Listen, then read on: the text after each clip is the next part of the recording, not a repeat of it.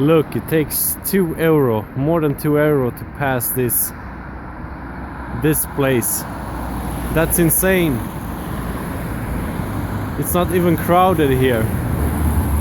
This isn't even the city center, I mean. And there are so many places like this in Gothenburg, Sweden. Sweden is supposedly a democratic socialist state, a social democratic state.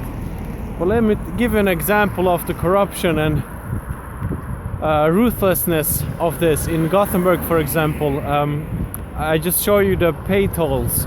You pay everything between €1 and €2 throughout the day until 6:30 to pass those checkpoints. And many of those are placed in locations where, you know, people are forced to pay every time they sort of leave their home, and in places where there isn't even a crowd. So the funny thing is, I mean the tragic thing is, in 2014 there was it was the national election day, and in Gothenburg they also had a election about this. Should we keep this or should we trash the ID? Because people have been protested and have engaged in sort of deconstructing this ever since the town applied that on the city applied that without any sort of question to the public if they even wanted it. So okay, they motivated because they want to build a new railroad line and sort of dig tunnels in Gothenburg, and, you know, keep the city as a construction site for the next 10-15 years at least, and spending, you know, billions of euros for that project. And they said, you know, we need money for that. That's the sort of green future we're heading towards and all that. So I can understand that some people like that idea, you know, make the car people pay. But the thing is, those who suffer are actually the middle class and the people who are below middle class. Oh, speaking about the social democratic state, because the rich people, they can pay this, it's nothing for them, you know.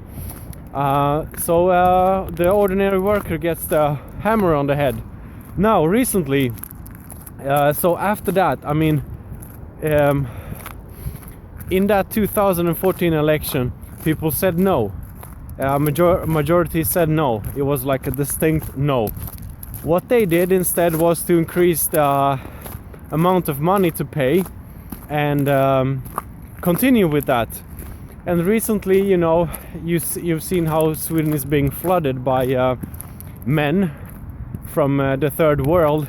So this money actually doesn't even go to that project of today. They go straight to the state to pay for that cost. And Sweden is for this year 2016 prospected to be like still needing 27 billion crowns for that project.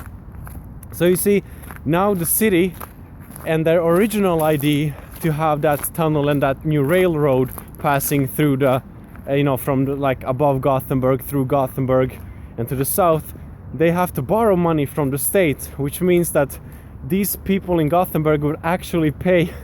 Not only the car people will pay, but the ordinary citizen will pay that, you know, interest rate that comes with borrowing money. And this is insane. So much for social democratic values. But, you know, Sweden has lots of corruption. The only thing that keeps Sweden sort of afloat and people happy is that there is so much there are leftovers of money, so people can be content, despite that their city governance is sort of just putting a boot on their face, and nobody cares. People don't talk about it, especially with the sort of general ambient of Swedes just, you know, behaving like, you know, humble Chinese, just bending down their forehead and, you know, like writing some angry Twitter, sending something to the newspaper. Not much is being done, and what can you do? It's over our heads. Or is it? I just wanted to illustrate you that crazy example, and there are so many more.